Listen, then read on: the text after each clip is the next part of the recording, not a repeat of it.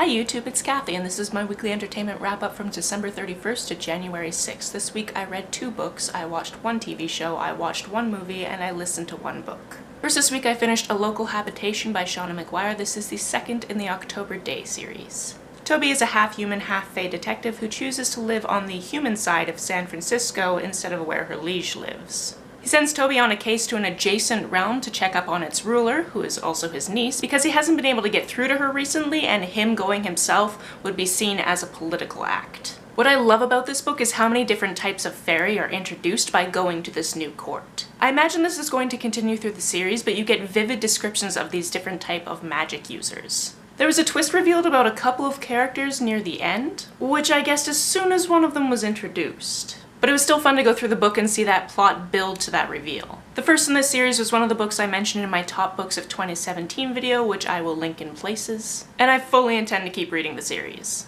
The other physical book I finished this week was One Kick by Chelsea Cain. I originally picked this up because it was rumored that a patron wanted to challenge this book, meaning wanted us to take it out of our collection, and I wanted to read it to figure out why. This book starts with a little girl playing Scrabble with a man who is not her father. As she describes what she's supposed to do if the police show up, you piece together that she was kidnapped years ago. The bulk of this story takes place 10 years after her rescue. This book deals with child abuse and trafficking, which I imagine is why the patron wanted it removed from the collection. However, this book is also very careful about not going into details of what happened. It gives enough details that the reader can guess, but it makes for a far less violent book than others I've read from the library. This book also takes an action thriller turn as Kik is recruited by a mysterious rich guy to solve the disappearance of another local child. This book was also good at showing relationships and how complicated they can be. I especially enjoyed the relationship between Kik and her brother James. This is the first in the series, and although I wouldn't mind picking up the next one, it's not high on my priority list.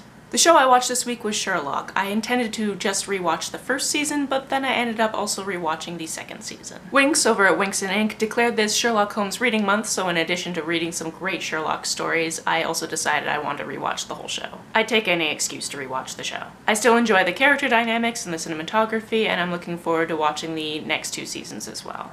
The movie I watched this week was The Greatest Showman. I knew nothing about Phineas Taylor Barnum going into this movie, but will take any opportunity to see Hugh Jackman in a musical. This film was beautifully styled and the cinematography was absolutely gorgeous. The choreography for some of the scenes was just stunning. The thing is, a voice in the back of my mind spent most of the film wondering how much Hollywood had glossed over to make this biopic.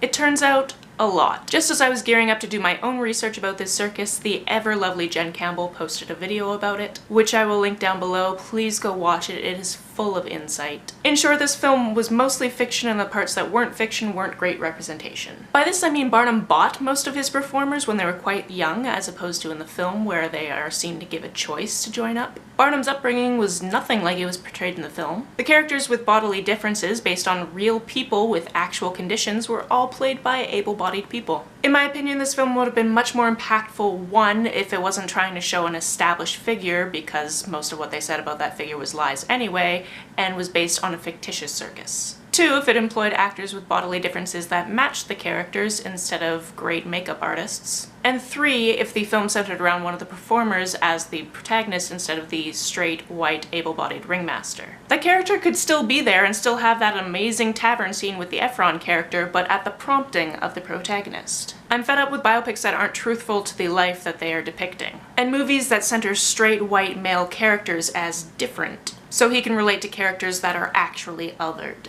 Again, please watch Jen's video on this topic because she is much more knowledgeable when it comes to this history and is an absolutely delightful human. This week I listened to Boy Meets Boy by David Levithan. This was a full cast recording with musical interludes and was delightful. Paul, our protagonist, is in a much more accepting version of high school than we see today. The quarterback is a drag queen. Paul was the first openly gay 3rd grade class president. Paul is rarely bullied for being who he is, and the only time he sees something like that is with his best friend Tony, who goes to a different school and whose parents are very religious. This book is about friendships and falling in love and being there for the ones that you love, and it was an absolute delight to listen to this cast of characters go about their daily lives. The school has so many different clubs that it felt like if you took an interest in something, you'd have other people who would support you in that interest, instead of making your fandom an underground enthusiasm. This one was cute, and I definitely recommend the audiobook because all the different voices bring something to the story. That's it for this week. If you've read, watched, or listened to any of these, let me know about it down in the comments below on the way down to the comments. If you hit that subscribe button, that would be very nice of you. You can like and share this as you see fit, and I will see you next time. Bye!